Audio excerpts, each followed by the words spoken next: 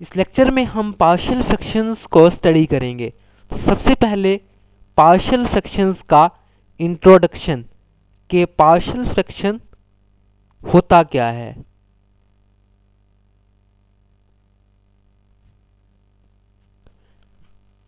Previous classes में हमने ये देखा था कि जब हमारे पास दो या दो से ज़्यादा फ्रैक्शंस होते हैं तो उनको हम ऐड करके किसी एक सिंगल फ्रैक्शन में लेके आते हैं। For example 1/x-1 plus 2/x+2 is equal to, इनको हम ऐड करते हैं तो एक सिंगल फ्रैक्शन आ जाता है, that is 3x/x-1 into x+2। लेकिन अगर हम इसी का रिवर्स प्रोसेस करें कि किसी एक सिंगल फ्रैक्शन को एक्सप्रेस करें as a sum of two और मोर फ्रैक्शंस, कि इससे हम इस फॉर्म में आए 3x/x-1 इंटू x+2 से इस फॉर्म में आए 1/x-1 प्लस 2/x+2। तो ये जो फ्रैक्शंस हैं ये इस सिंगल फ्रैक्शन के हमारे पास पार्शियल फ्रैक्शंस कहलाते हैं। और वो वाला प्रोसेस जिसमें हम किसी एक रैशनल फंक्शन को एक्सप्रेस करते हैं as a sum of partial fractions, तो उस प्रोसेस को हम कहते हैं पार्शियल फ्रैक्शन रेजोल्यूशन।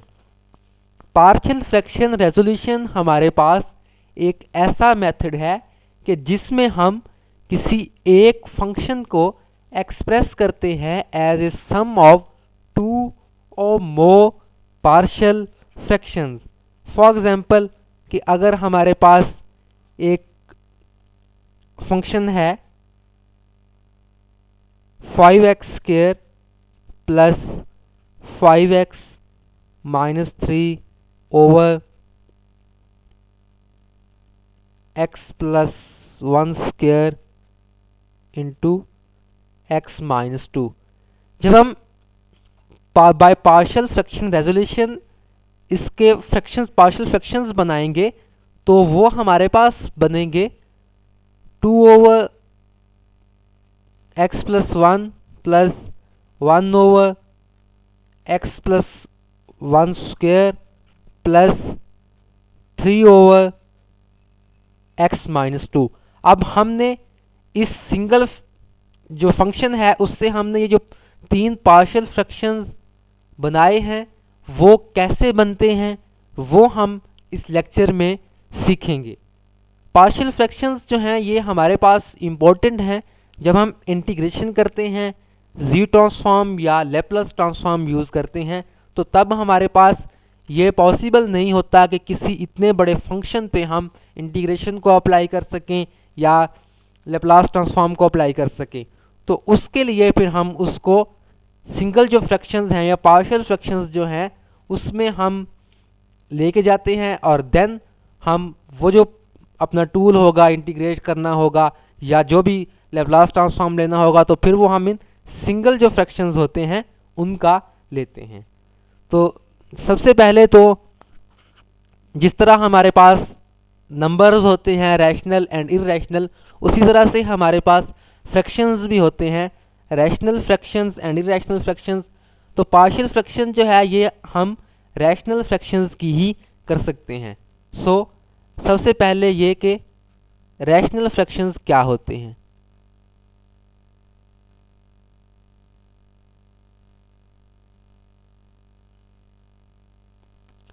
जिस तरह से हमें पता है कि वो नंबर्स जो p/q की फॉर्म में लिखे जा सकें वेयर p एंड q जो है वो बिलोंग्स करते हैं इंटीजर्स से एंड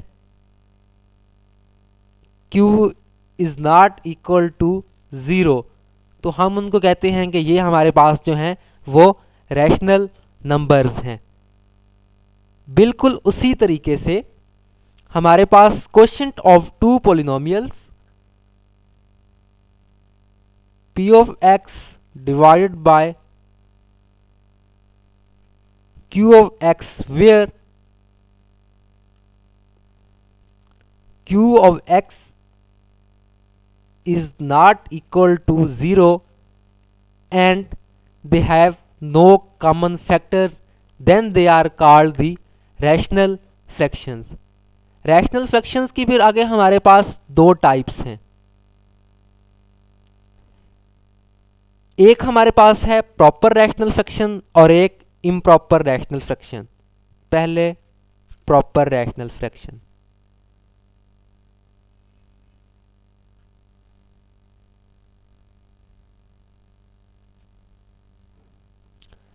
अब रैशनल फ्रैक्शन हमारे पास वो है जो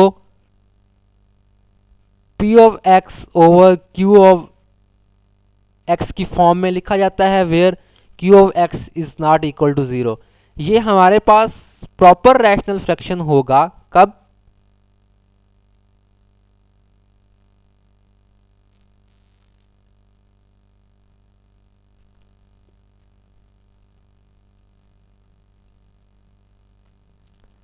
जब हमारे पास degree of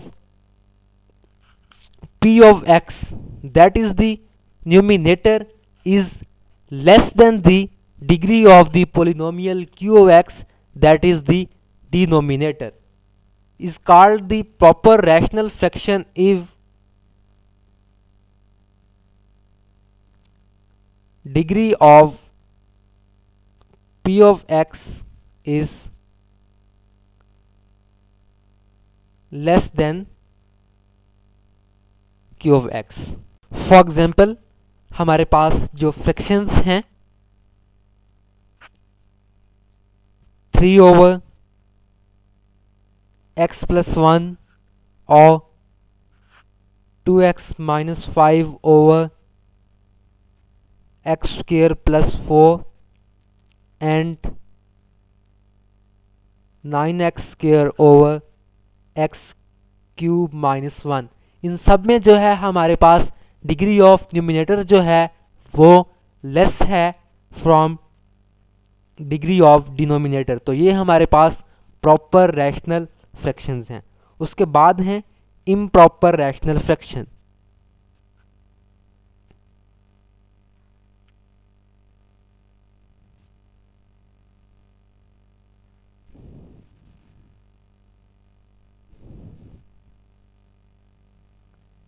improper rational fraction हमारे पास वो रैशनल फ्रैक्शंस होते हैं जब हमारे पास degree of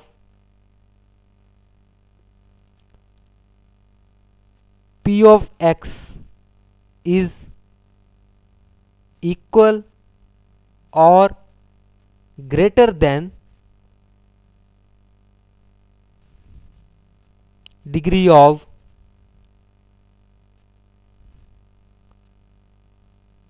q of x।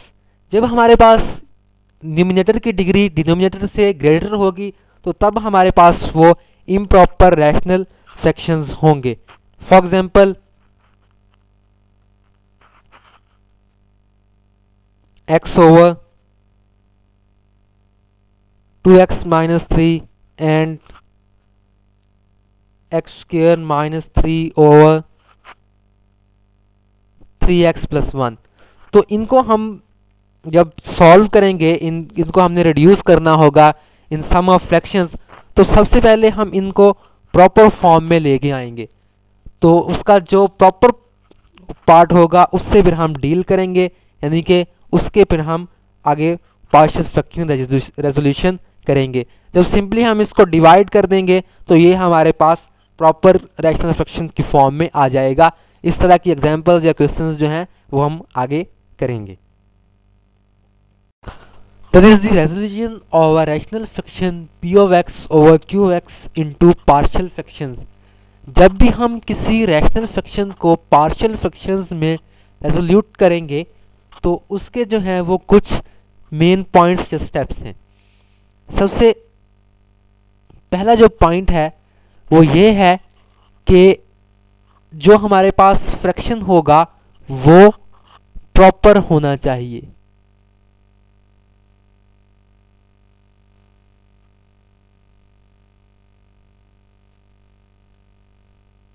Proper fraction का मतलब ये है कि उसमें जो degree of p of x है वो लेस होनी चाहिए q ऑफ x से। अगर नहीं होगी तो उसको डिवाइड करेंगे और उसके बाद जो रिमाइंडर होगा उस पे हम जो है उसके पार्शियल फ्रैक्शंस बनाएंगे। पहला स्टेप है, ये पहला जो पॉइंट है वो ये है कि fraction must be proper fraction. दूसरा जो पॉइंट है वो है clear the given equation of fractions.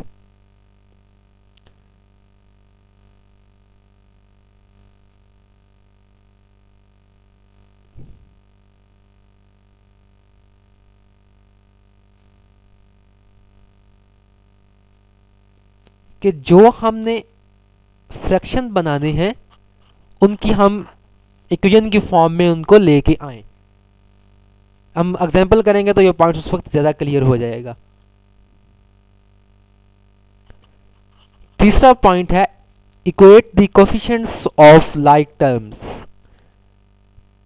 Equation में दोनों साइड पे जो लाइक टर्म्स हैं उनके जो कोफिशिएंट हैं उनको कंपेयर किया जाए।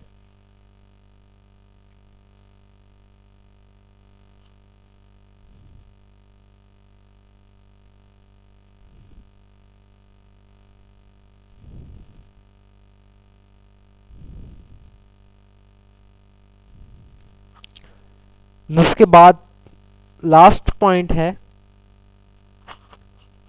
Solve the resulting equations for the coefficients.